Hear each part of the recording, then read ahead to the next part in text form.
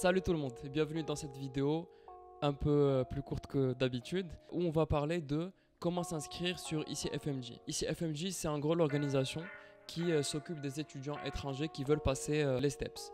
Donc du coup, pour pouvoir passer ton step 1, il faut impérativement que tu aies un compte sur ICFMJ. Et ce qu'on va voir aujourd'hui, c'est comment avoir ce compte, c'est quoi les différentes étapes, c'est quoi les prérequis aussi. Vous allez voir que c'est assez simple, du coup voilà, on peut commencer. Donc première étape, c'est de voir si ta faculté de médecine كاينه ولا ما كايناش في لو سيت ديال World Directory of Medical Schools. Il suffit d'aller sur le site, de chercher ta faculté. Moi, entre autres, c'est le Maghreb. Voilà, du coup, tu mets search et tu check. En gros, d'abord, il n'y a que les facs. Tanger, Marrakech, Casa, Agadir, Rabat, Oujda, Rabat, Casa, Fès. Du coup, 4 matières la fac d'Iali. Donc l'UM6SS, et le truc que tu dois impérativement voir et vérifier, c'est wesh had l'onglet sponsor notes. Donc tu peux faire des trucs ou pas, il faut que Hachi Kamel soit écrit. Si tout ça n'est pas écrit, malheureusement tu peux pas continuer l'inscription, et d'accès à, il faut aller parler à la faculté pour voir pourquoi c'est pas le cas et plus discuter avec eux. Ça c'était la première étape. Une fois que tu as vérifié que ta fac est for Director of Medical Schools et que l'onglet sponsor notes est, il faut aller voir est-ce que ton pays est accrédité par la WFMI. Alors, pour remettre les choses dans leur contexte, à partir de 2024, il y a eu le changement. Le changement stipule que si la faculté dialogue, et plus généralement si ton pays n'est pas accrédité par la WFMI après 2024, alors on ne peut pas passer le step 1. En d'autres termes, si la WFMI ne reconnaît pas le Maroc en 2026, alors les gens qui vont s'inscrire en 2026 ne pourront pas passer le step 1.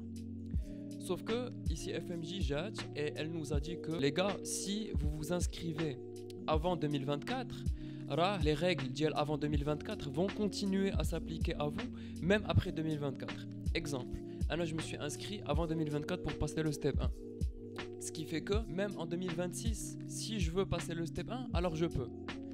Du coup, pour s'éviter Hachikam et pour s'éviter tous les problèmes d'accréditation d'IEL à WFMI, tu peux créer le compte Dielk sur ICFMJ avant janvier 2024 et en faisant ça, tu sais que tu es safe et tu sais que tu peux passer le step 1 même après. Juste entre parenthèses, nous, le Maroc, on est en cours d'accréditation par la WFMI. Est-ce que ça veut dire qu'on va être accrédité à 100% dans le futur ?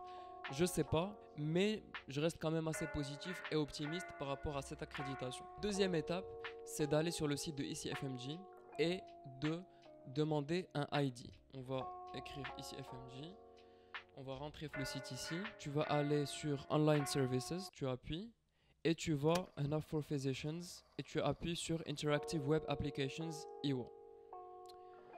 Et du coup ça va vous mener vers de la page. Si tu t'inscris pour la première fois, tu peux aller ici. If you have never been issued a USMLE truc, click here.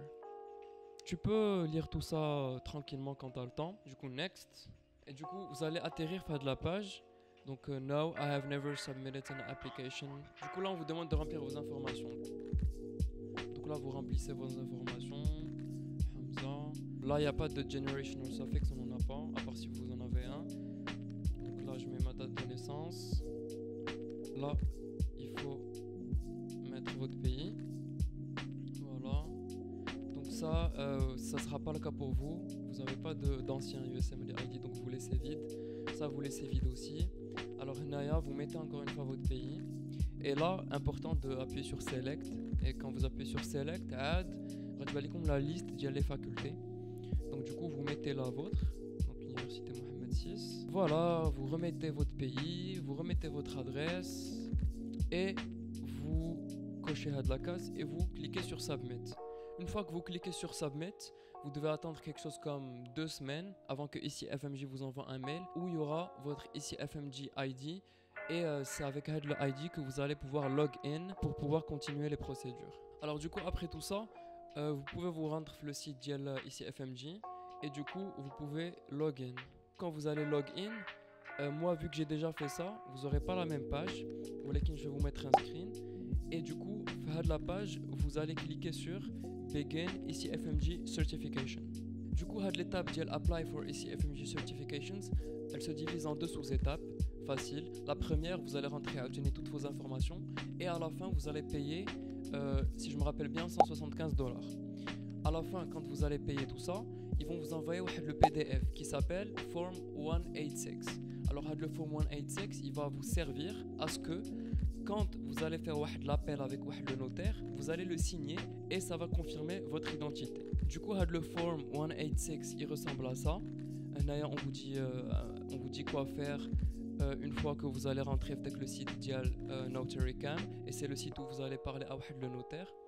Du coup, vous aurez besoin du PDF Dial Form 186, d'un scan de votre passeport, et vous aurez besoin de votre ordinateur avec une webcam, parce que vous allez parler face to face avec le notaire. Ça dure 5 minutes, il va vous demander de lire votre prénom, lire votre nom, la date de naissance, bref, some basic information. Et après tout ça, vous allez électroniquement signer le Form 186. Donc ça ressemble à ça. Et une fois que l'appel est fini, le site de NotaryCam va envoyer le document à ici FMG, qui après vont vous dire ok, alors c'est bon, on a confirmé votre identité et maintenant vous pouvez apply pour le step 1. Alors vous allez attendre à peu près entre 10 à 15 jours pour la deuxième étape. Donc avec l'étape de le ID qui est taillé de une semaine, ça va vous faire entre 2 et 3 semaines. Donc du coup, essayez de vous y prendre à l'avance, comme ça vous évitez tous les problèmes de 2024. Une fois que tu as fini tout ça, you're all set and done. Tu peux apply au step 1 quand tu veux, après 2024, avant 2024, en 2030. Bref, un truc important que j'ai oublié de dire, il y a des gens qui disent que le Form 186 reste valide pendant 5 ans. Alors j'ai demandé à ici FMG ce qu'il en est et ils m'ont répondu par mail que le Form 186 reste valide indéfiniment. Donc techniquement parlant, si tu as fait tout ça, alors encore une fois, logiquement, tu es censé pouvoir passer le step 1 quand tu veux après tout ça. Il n'y a pas de date limite pour passer le step. Donc voilà les gars, c'est pas hyper compliqué. Les liens importants dans la description, le lien d'IL ici FMG et le lien d'IL World Director of Medical Schools. Voilà, c'était la fin, merci d'avoir regardé. Si vous avez des questions, please guys hit me up, soit en commentaire, soit sur Instagram, sur mes thoughts. Je réponds à tout le monde. Pour ma part, je vous souhaite très bonne chance pour vos études et encore une fois, n'hésitez pas if you have any questions. Et sur ce, je vous laisse et je vous souhaite très bon courage. Ciao.